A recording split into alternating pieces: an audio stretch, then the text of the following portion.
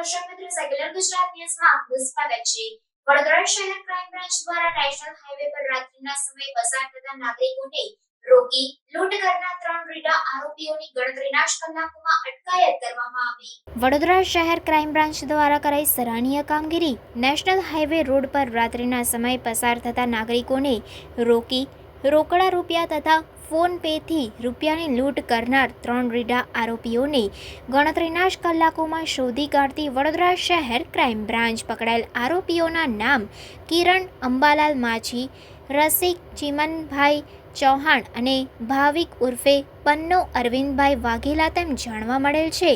આરોપીઓ પાસેથી રોકડ રૂપિયા 4,000, ઓટો રિક્ષા જેની કુલ કિંમત રૂપિયા 90,000, મોબાઈલ ફોન નંગ 2 જેની કુલ કિંમત રૂપિયા 8,000, એમ કુલ કિંમત રૂપિયા 1,02,000ના મુદ્દામાલ સાથે આરોપીઓને ઝડપી પાડી આગળની ધોરણસરની કાર્યવાહી હાથ ધરેલ છે। રિપોર્ટર નઝીર શેખ સાથે cameraman Arif Sayed, secular Gujarat news, Vadodara. સમાચારોની અવનવી અપડેટ્સ માટે જોતા રહો સેક્યુલર ગુજરાત ન્યૂઝ। સાથે સેક્યુલર ગુજરાત ન્યૂઝ ચેનલને લાઇક, શેર અને સબસ્ક્રાઇબ કરો અને બેલ આઇકોન દબાવીને સમાચારોની ઝડપી માહિતી મેળવો।